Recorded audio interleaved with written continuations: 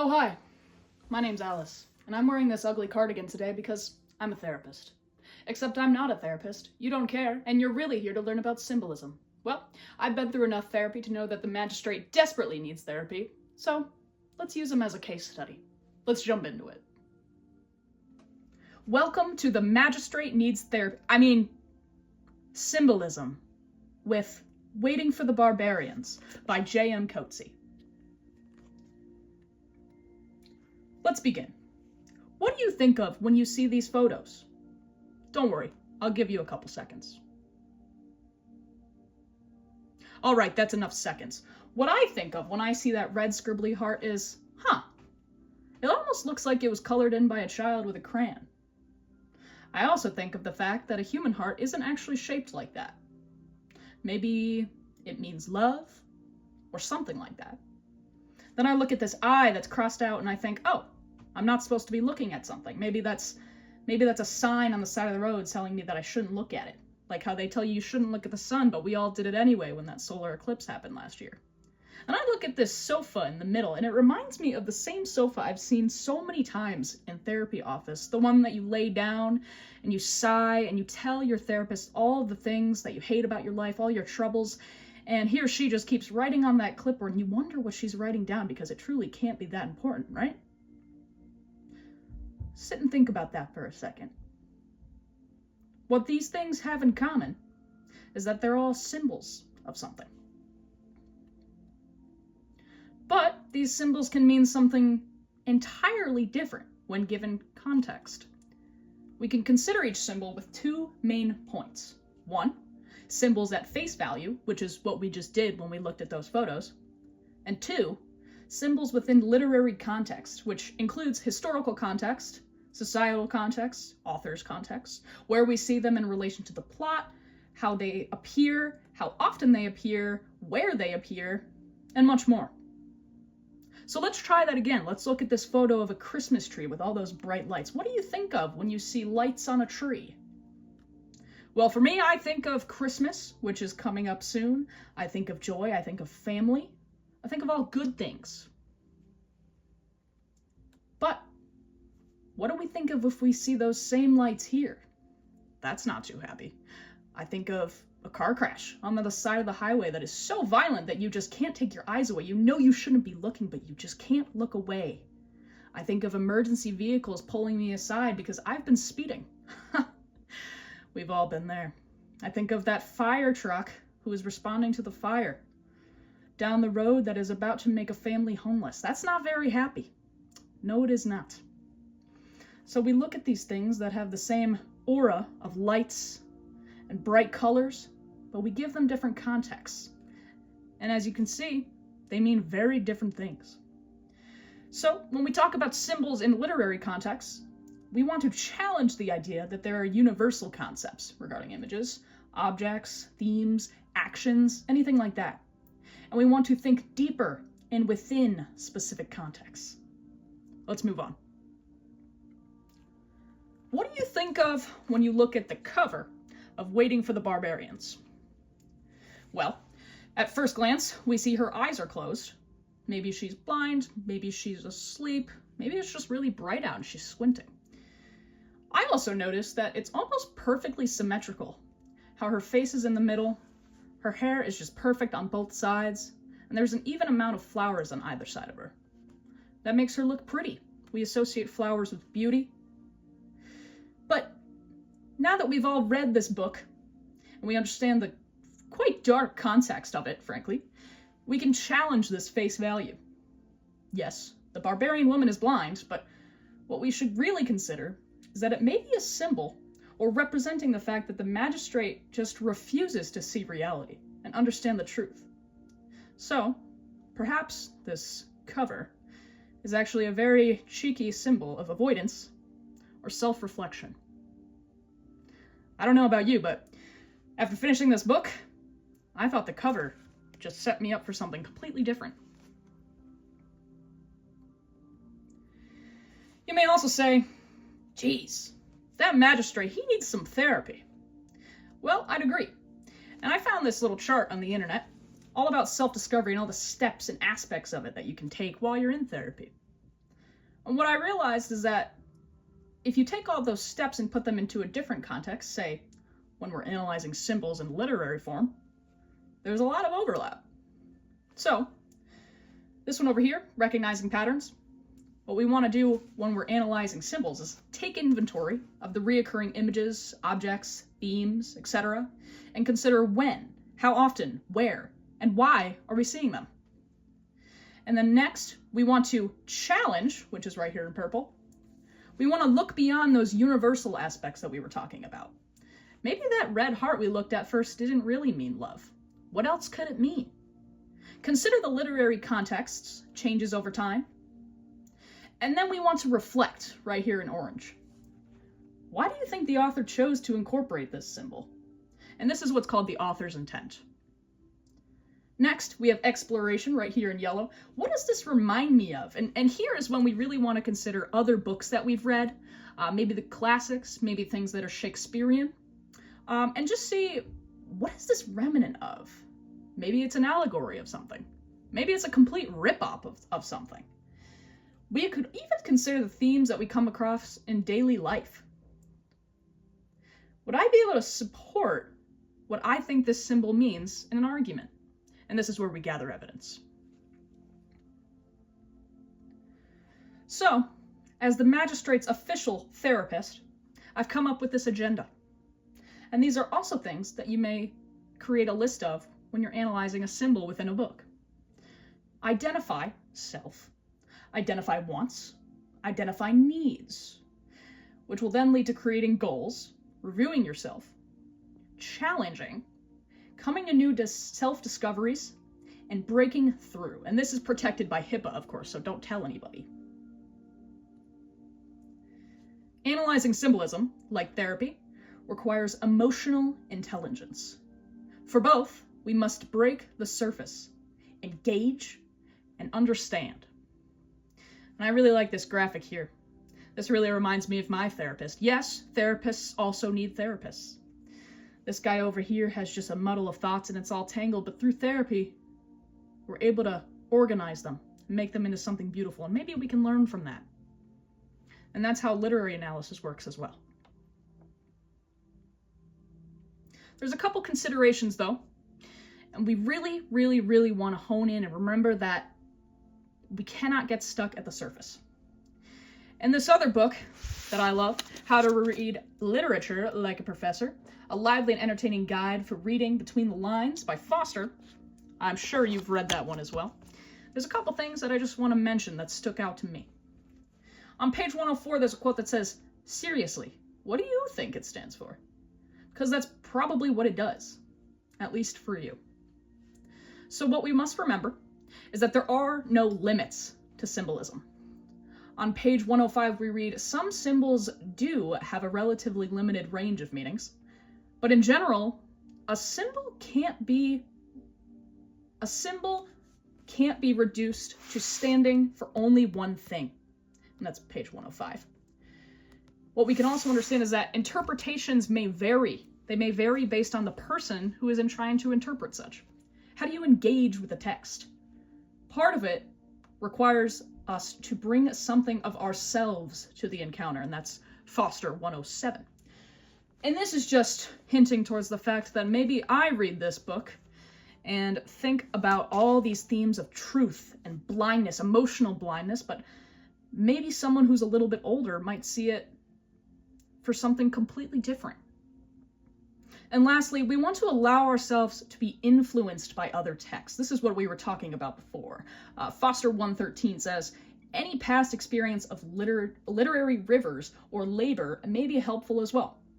Then you start breaking down the work at hand into manageable pieces. Associate freely, brainstorm, and take notes." In other words, what we really want to do is pay attention to what we feel about a text in association to symbolism and things that we are seeing repeated over time throughout the story, because it probably means something. Page 114. So, with a full analysis of the book, I've come to the conclusion that there are 5 main symbols throughout the entire text.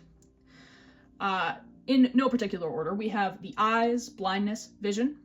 We have weather, storms, nature, spring versus winter, etc. We have age, life cycle, aging, getting older. We have 4, of course, the barbarians. And we have number 5, the magistrate's dream or reoccurring nightmare of the hooded female figure in the snow.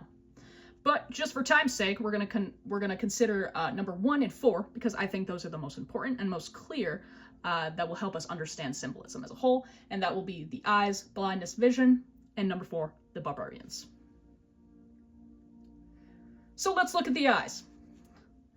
What does it mean to be blind?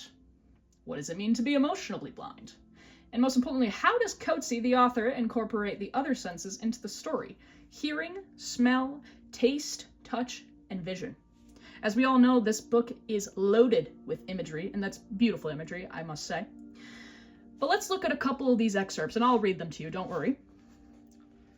On page 1, this is literally the first thing we read about the book. One moment, please. Page 1 says, "I have never seen anything like it.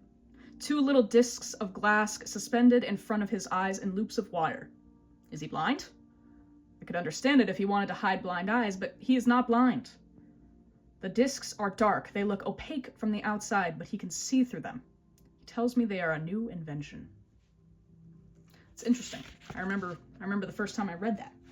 And as we go along the story, and the magistrate starts developing this relationship with the barbarian woman, here comes another one. Let's skip all the way to page 81. And here, this is when the team has completed their journey through the mountains and they're about to hand off the barbarian woman back to the barbarians. It says, "Can you see them?" I say, panting. She turns her head in that odd, unmotivated way. "Not well," she says. "Blind. What is the word for blind?" She tells me. I address the barbarians. "Blind," I say, touching my eyelids. They make no response. The gun resting between the pony's ears still points at me. Its owner's eyes glint merrily. Silence lengthens. "Speak to them," I tell her. "Tell them why we are here. Tell them your story. Tell them the truth." She looks sideways at me and gives me a little smile. "You really want me to tell them the truth?" "Tell them the truth. What else is there to tell?" The smile does not leave her lips. She shakes her head, keeps her silence. And to me, after this long, dirty journey, what the magistrate is slowly starting to figure out is that he does not want to give her away. He wants to keep her with him. And this is something that took literally the half of the book, and this entire journey for him to figure out. And this one's very particularly interesting to me because this is when we have the first parallelism between the blindness of the woman and her being the only one to say, "You're not really telling the truth, bud. I can tell you that." And this is when he starts to think, "Oh shit, she's right." And then we skip to the end, and he starts to claim, "Oh, I'm forgetting about this girl, and my life is so hard because now I'm the prisoner, yada, yada, yada." We'll skip all the way to 135. And it says, this is when he's speaking to Mandel. "Look into his clear blue eyes, as clear if they were crystal lenses slipped over his eyeballs. He looks back at me. I have no idea what he sees. Thinking of him, I have said the words torture to myself, but they are strange words." Okay, yada, yada, yada. We've all read the book. But in a general sense, we can see that the idea of blindness and truth has started to pretty much run in line with each other. And they weren't in the beginning. They were just 2 separate ideas. But as we follow the book and as we finish the book, we realize that perhaps the author's intent of making the girl blind was really to act as a long, changing symbolism for how the magistrate just cannot accept the truth. And then we talk about the barbarians, and we ask, what does it mean to know oneself?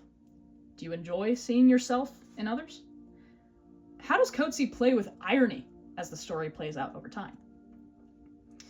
And I won't read as many excerpts this time, but on pages 77 through 78, you have the magistrate who's narrating the story literally asking if those figures he sees in the distance are actually just a trick to this eye, if they are actually just themselves, if they are seeing themselves, or if they are actually looking at the barbarians.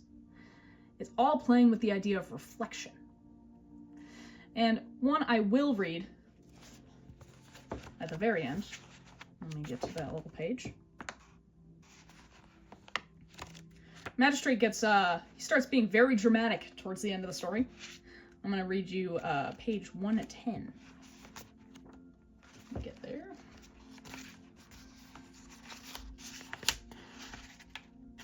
All right, here we go. This is the bottom of 110 into 111.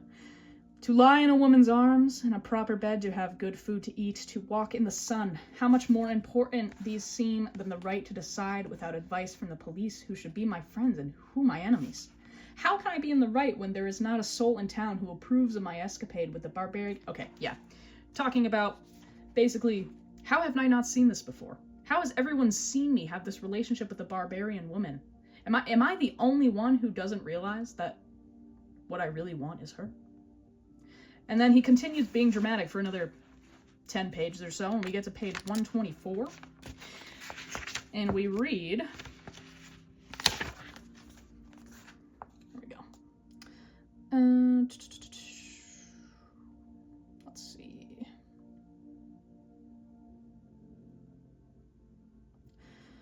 There's a whole section of him basically asking questions to himself. It says, that smile, that flush of joy, leave behind a disturbing residue. Yada, yada, yada, yada. That it is worse to beat a man's feet to pulp than to kill him in combat. That it brings such shame to everyone when a girl is permitted to flog a man.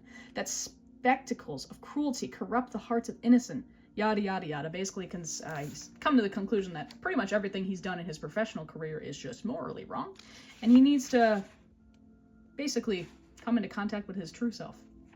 Become a nicer man, but also accept what he wants. I mean, that's what we're really looking at this whole time. And shortly he falls asleep due to exhaustion and dehydration and such. And at the bottom of 126, it says, I want to say, I have never seen you looking so lovely. So he's finally realizing. She smiles at me. What beautiful teeth she has, what clear jet black eyes, yada yada yada yada. Though I scramble back at once into the burrow of sleep, I cannot re-enter the dream or taste the bread that has made my saliva run. In other words, he is saying, I cannot go back and do it right again because I have already missed my chance. And a couple claims we can make from that analyzing work. Number one, Coetzee utilizes symbolism by his incorporation of the senses, primarily sight and through the eyes, to represent the magistrate's blindness to his own desires. Number two, in waiting for the barbarians symbolize the magistrate and the empire's overall violent and monstrous nature. Number three, the barbarian woman's physical blindness creates a sense of irony, as she is seemingly the only character who is able to see the truth behind the magistrate and the empire.